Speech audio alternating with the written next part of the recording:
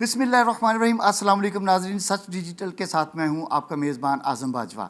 नाज़रीन, गुज़श्ता रोज़ थाना रावी रोड के इलाका से एक बोरी बंद लाश जो है वो बरामद होती है। पुलिस को इस लाश के हवाले से जो है वो इतला दी जाती है। पुलिस जब जो है वो कुआं पर पहुंचती है, वहां पर जाकर जब बोरी को खोला जाता है तो वो लाश जो है खातून की उस बोरी में से निकलती है। पुलिस ने उस लाश को तहवील में लेने के बाद इन्वेस्टिगेशन का आगाज़ कर दिया और चंद दिनों के बाद, चंद घंटों के बाद पुलिस जो है मुलज़मान तक पहुंच जाती है। मेरे साथ एसएसपी इन्वेस्टिगेशन लाहौर मोहम्मद नवीद भी मौजूद हैं। आगे का जो हाल है, आगे का जो वकूए की जो तफ्तीश की गई है, उनसे मालूम करते हैं कि पुलिस मुलज़म तक कैसे पहुंची। अच्छा सर, ये इंतहाई अफसोसनाक वाक़या पेश आया।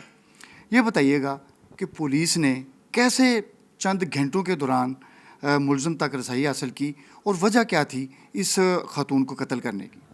आज़म भाई, इसमें जब हमें 15 की कॉल रिसीव होती है तो ये पता चलता है कि जो हमारा इंटरचेंज है विद रिंग रोड, जो कि थाना रावी रोड की हदूद में आता है, वहाँ पर से एक डेड बॉडी रिकवर होती है जो कि एक बोरी में बंद होती है। जब ये बोरी में बंद होती है तो ज़ाहिर है सस्पिशन ये क्रिएट होती है। सबसे पहले मॉर्चरी में जाके उसका पोस्टमार्टम होता है। पोस्टमार्टम में ये पता चलता है कि इसके रेस्पिरेटरी ट्रैक्ट में कोई हिंड्रेंस आई जिसकी वजह से इसकी डेथ हो गई। अब हिंड्रेंस आई किस तरह से, क्या सुसाइड है या इसका गला दबाया गया? तो गला दबाया जाना इसमें ज़्यादा हमें पता चल रहा था क्योंकि एविडेंस सारा उस तरफ से चल रहा था। आपको पता है ना कि एक ऑफेंस को कंसील करने के लिए जो क्रिमिनल है वो एक और ऑफेंस करता है, तब वो समझता है कि शायद मैं इसको कवर कर पाऊंगा, बट साथ ही साथ जो एक ऑफेंस है वो अपने ट्रेसेस भी छोड़ता है। तो ये इस तरह से चलते हुए जब हम गए, हमने सबसे ज़्यादा बड़ा चैलेंज जो हमारे पास था वो ये था कि इस बॉडी की आइडेंटिफिकेशन करना।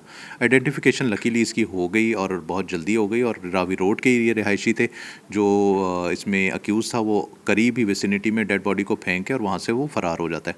जब हमें डेड बॉडी आइडेंटिफाई होती है, हम इसके घर जाते हैं। घर में जाके हमें पता चलता है कि इसका जो हस्बैंड है ही वॉज मिसिंग। इनकी शादी हो चुकी थी, 2 इनके बच्चे थे, हंसी खुशी ज़िंदगी गुजार रहे थे, बट अचानक ऐसा क्या होता है जिसकी वजह से इसका हस्बैंड अपनी मिसेस को मर्डर कर देता है और डेड बॉडी इस तरह से डिस्पोज करता है।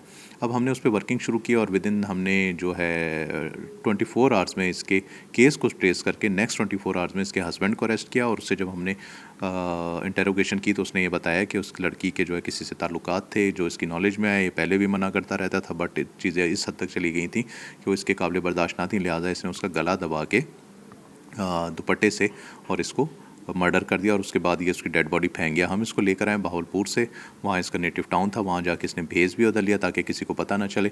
बट ये चीज़ें मज़ीद शकूक पैदा कर लेती हैं। एक पुलिस वाले की आंख जो है वो हर बंदे को बड़े ही करीब से और बड़ी शक की निगाह से देखती है। तो उसी में ये केस हमने इस तरीके से ट्रेस किया और एडमिट करवा लिया इसके हस्बैंड से।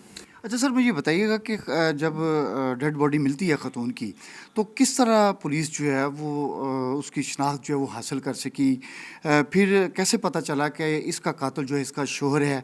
और पुलिस ने 24 घंटों में जो है ये केस, हालांकि ब्लाइंड मर्डर था ये, तो इसे बहुत बड़ी बात है कि चंद घंटों में ट्रेस कर लिया कि इसका कातिल कौन है। लेकिन सबसे पहली चीज़ तो ये है कि डोमेस्टिक वायलेंस का केस है। जब हमने पोस्टमार्टम कराया तो हमें पता चला कि इसका गला दबाया गया। अगर कोई और होता, कोई और मर्डर करता तो हो सकता है छुरी मार देता, इसको बुलेट मार देता, कोई और जला दिया जाता। इस तरह के भी बहुत सारे केसेस, बड़े अलार्मिंग केसेस पूरी दुनिया में हमें सुनने को मिलते हैं जिसमें डोमेस्टिक वायलेंस इस हद तक चली जाती है। लेकिन इसमें हमें, क्योंकि जब हमने देखा कि सिर्फ डेड जो निशान है वो सिर्फ गर्दन पे, फिर पोस्टमार्टम हुआ, उन्होंने कहा जी इसकी रेस्पिरेटरी ट्रैक्ट में कोई हिंड्रेंस आई है। फिर हमने इसको ट्रेस करना था। हमने जब ट्रेस करने के लिए हमारे कई मैकेनिज्म है। आजकल आपको पता है कि मीडिया भी बड़ा वाइब्रेंट है, सोशल मीडिया उससे ज़्यादा वाइब्रेंट है। हमने जो उसकी तस्वीर थी वो ली, हमने वो सर्कुलेट किया और फौरी तौर पे हमें पता चला कि फ़लाँ मोहल्ले में रहती है। इसमें एक और जो बड़ी चीज़ है जो कि हमें हेल्प आउट कर गई वो ये थी कि रावी रोड का ही केस था। रावी रोड पुलिस स्टेशन में दर्ज हुआ, रावी रोड से ही डेड बॉडी मिल जाती है, तो लोग उस इलाके के अपने रिहायशियों को जानते हैं और बहुत जल्द ये चीज़ें ट्रेस हो जाती हैं। अच्छा, उसके बाद जो आप कहते हैं कि खावंद का कैसे पता चला? खावंद का इस तरह पता चला, जब पुलिस घर पहुंचती है तो वहाँ पर सारे रिश्तेदार तो होते हैं, बट वो जो उसका हस्बैंड है ही वॉज मिसिंग। तो उसे होना चाहिए था, उसे एफआईआर का मुद्दई बनना चाहिए था, जो कि नहीं बना और ज़ाहिर है सस्पिशियस हो गया वो।